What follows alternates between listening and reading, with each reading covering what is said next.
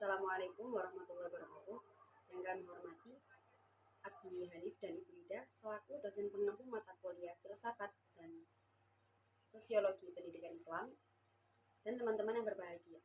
Saya Mutafia Bika Nafilah dari kelas 3B akan menjelaskan tentang konflik sosial dalam lembaga pendidikan. Di sini ada pengertian, sumber konflik, jenis, tipe, dan strategi. Pengertiannya sendiri adalah perbedaan pendapat.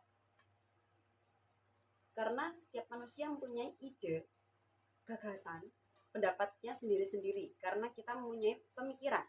Kita punya pikiran, kita punya otak, dan kita berbeda-beda pandangan, memandang sesuatu berbeda dalam sudut pandang kita itu sangat berbeda.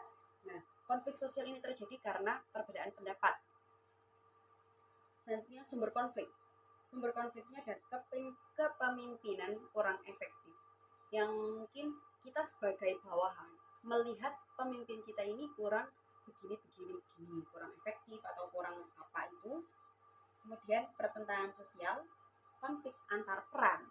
Konflik antar peran ini seperti konflik antar berbeda divisi yang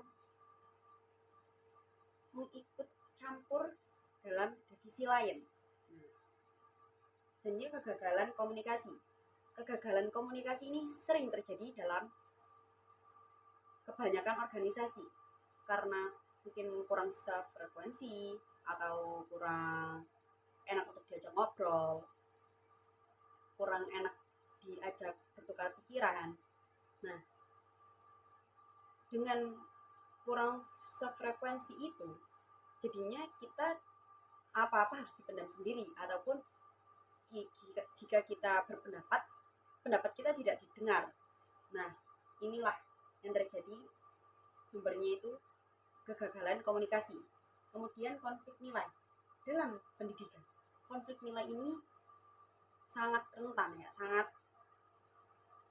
biasa, sudah menjadi biasa karena nilai sendiri menjadi motivasi siswa. Selanjutnya ada jenis, yaitu intrapersonal dari diri sendiri.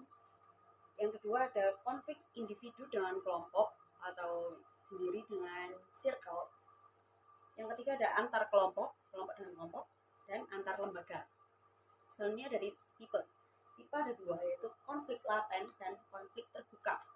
Yang terakhir ada strategi. Strategi dari konflik ini yaitu penyesuaian diri, negosiasi, kolaborasi, dan kompromi. Jadi strateginya itu negosiasi, yaitu dengan bagaimana jika begini nantinya akan begini.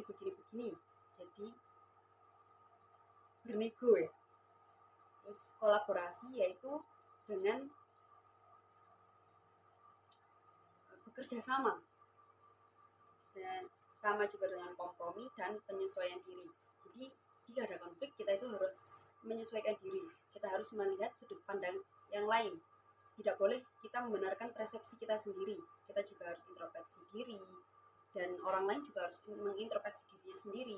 Jadi kita dalam organisasi harus bertukar pikiran, harus menyampaikan pendapatnya, dan harus mendengar pendapat orang lain. Jika tidak suka dengan ini, harus dibicarakan saja, agar orang lain tahu apa yang tidak disukai dengan orang lain tersebut. Jadi kita sebagai orang selalu ada konflik. Nah, konflik itu harus diselesaikan agar pertemanan tetap solidaritas tanpa batas. Sekian yang dapat saya sampaikan. Wassalamualaikum warahmatullahi wabarakatuh.